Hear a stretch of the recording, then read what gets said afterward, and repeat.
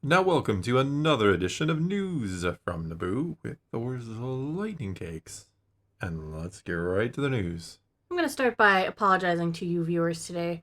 If I sound a little under the weather, allergies have hit me hard today, so I'm a bit congested. You sound fine. It's the sneezing every 10 seconds that's getting annoying. Yeah, we have a signal so that I can signal him when I'm going to sneeze so he can pause the recording so everyone doesn't have to hear me sneeze.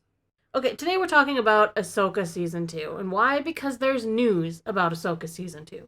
Well, Bryce Dallas Howard was recently out and about talking about Just out and stuff. about. You know she is. She Stuff gets around. yeah.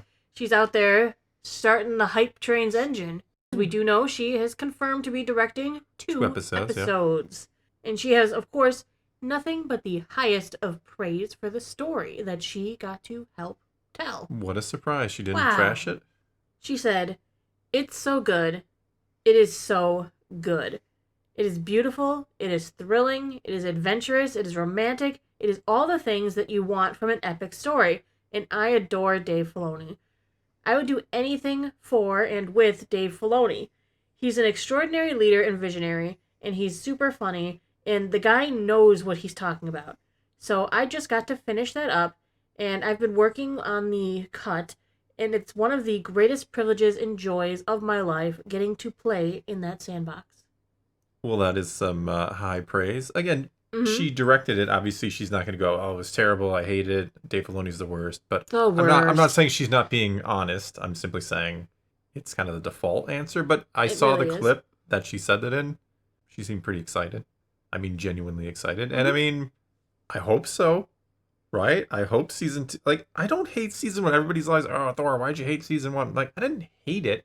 I just expected or wanted more from Dave Filoni's first ever, like, full on, this is my live action, my story. I'm writing it, directing it. I'm like doing everything by myself. I think the biggest qualm that you kind of had against it, that a lot of people have against it, is it felt like the writing for an animated show. Yes. It didn't have the depth you would almost expect out of a live action show. Yeah. By cutting through a lot of what we consider important exposition or dialogue, by just cutting that out in favor of let's get to the next action sequence, it did feel more like it was writing for an animated show than what you'd expect out of live action.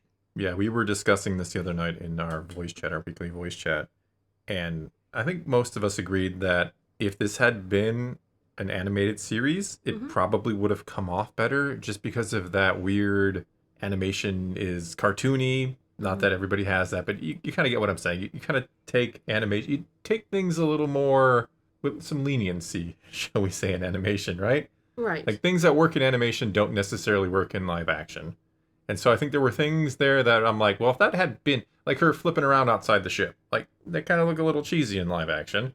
But in animation, that looks great. Yeah, absolutely. And like you said, you kind of skipped some things that maybe for watching, an animated show, you're like, yeah, we skipped that. We get to the action, the cool stuff. It felt like he was afraid to make the episodes longer, that he was worried that people wouldn't be able to sit still that long. Yes, it literally felt like that. Like he was worried, like, oh, if we talk for 5 minutes here, they're just going to turn it off. It could be the detriment of him doing his first project by himself when he's used to writing for animation, which maybe even he considered it was writing it for children.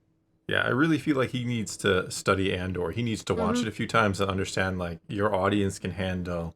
Look at the critical praise. Your audience craves this. There were a lot of people, a lot of Star Wars fans who loved Andor. Not everything, as I always said, doesn't always have to be exactly like Andor, but he could take a few notes from Andor. And if he incorporates a little bit of something like that into season 2, fingers crossed it could be good, right? I have hope for it. I think one of the versatile aspects of Star Wars is you can make a show like Andor, and you can make a show that's more for kids. You could make something like Rebels or Bad Batch that a younger audience may appreciate more. Star Wars has that versatility that can cover multiple mediums like that. Yeah, look at Skeleton Crew. Like, Skeleton Crew is more for a younger audience, or a family-friendly audience, but it's still really well written. It doesn't like shy away from doing some things like, oh, that's pretty harsh for a kid's show, or this is a little more serious in tone and nature. The best thing that they did in the show was not redeem Jod. Yeah, I agree. Spoilers if you haven't seen it. If it was a Dave Filoni show, he would have redeemed and kumbayaing with them at the end. And probably. No, we needed him to stay a bad guy. It wasn't. And I don't necessarily think that's the problem with Ahsoka season 1, at least. I don't think it was necessarily that it was too like childish. It could have been written better. Even the fifth episode, which I kind of like because I've said before, I think Anakin is such a huge part of Ahsoka's story. Of course, you can bring in the Force Ghost and have an interaction, but that needed to be written better because it doesn't really convey the message. Like we were debating, like what is the message of that episode exactly? Don't die.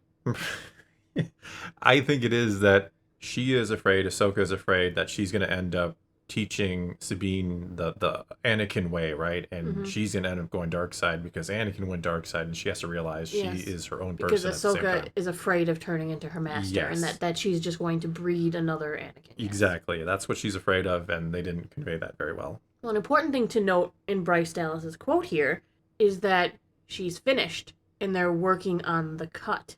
Yeah, they wrapped, didn't they? They're wrapped. They're done. Season 2 is in the can, as they say. And the writers are going to work. Bahaha. Not the show writers, but press. The entertainment press got invited to the set. There's at least 6 or 7 confirmed posts that I found on Twitter of different news outlets from comicbook.com, Comic Book Resources. I believe I saw, was it Empire might have been there? Yeah, a lot of the big names, yeah. Collider, who have all been to the set. They are under embargo. Some of them said, top secret Jedi stuff. I was lucky enough to be invited on set for Ahsoka Season 2. It was an awesome experience. Can't talk about it just yet, but stay tuned for some epic updates in the Star Wars galaxy. So they're acknowledging that they did get to go. They got to be on set. They got to play with one of Ahsoka's lightsabers. But there is an embargo. Of course, yeah. Yep. I wonder if that means they have a lot of hope in this. Mm-hmm. I mean, because we haven't heard really this happening before, like being invited on set and maybe doing some more behind the scenes stuff to really hype it. So maybe they really feel like season 2 is a hit or a potential hit. I don't know. I hope that's what it means. Well, it definitely means that they want to give it a chance if the press has already been there. Yeah. They're under embargo, but they've all got information to start writing their articles so that the moment that embargo is lifted, boom, out comes info. So does this also mean perhaps any sort of a promo could be coming for this soon? Is it too early? I think it's too early. They wait a really long time with the shows. But then usually. Why did the press all get to go so early? They might have some kind of, I don't know. Maybe they're going to try to do something around Mando. I mean, almost certainly going to try to do something with around Mando and Grogu, the movie, because I think this comes out shortly after that. I don't think we're going to see this before. Mm-hmm. I think this is like a summer release next year. So maybe they're going to have to hold on to this, whatever they got behind the scenes until next spring, basically, and kind of attach it to Mando and Grogu, and who knows? Who can say? But I don't think the press train is leaving the station until much closer to release. Which we have no idea when that will be. Nah, I'm guessing summer. That's just a pure guess. Mm-hmm. All right, let's move into new this week in Star Wars, etc. We have Wednesday for you're too late. You didn't give me a window. There was a you always did just not give me a window. Usually Wednesday for comics, Star Wars number 6. The New Republic is on the brink of war. Luke, Han, and Valance face off against a swarm of clone-era threats. Princess Leia plays the only card she has left against the mounting threat. Rin Zenit discovers a clue that sheds light on the struggles of the mysterious Nagi. Thursday, because I keep forgetting to mention it, Peacemaker will be the next episode. Yep, there's a couple episodes of those left. Peacemaker on HBO. Always forgetting to mention it, but we've been watching it. Yeah, good stuff so far. Yep. Voice chat will be 8 p.m. Central Time for anyone who is in our Discord. If you want to be in the Discord, join the Patreon. $1 and you can talk to us more. Yeah. Literally talk about Ahsoka or whatever, Mando and Grogu. Whatever philosophy. We had a good topics going on. We have always had week, good topics. Yeah. They get all over the place, but they're fun. But that's all we've got going on this week. Oh, okay. Yeah, well, then that's we've got all more stuff coming next week. Whatever. All right. Well, that's all we got for you this time then. Your turn. Take to the comments below. Tell us what you think about what we were hearing about Ahsoka Season 2, the little tidbits, or what Bryce Dallas Howard had to say. Are you excited? Are you not excited? Whatever the case may be, leave those comments below. Let's talk some Star Wars. And until next time, thanks for watching.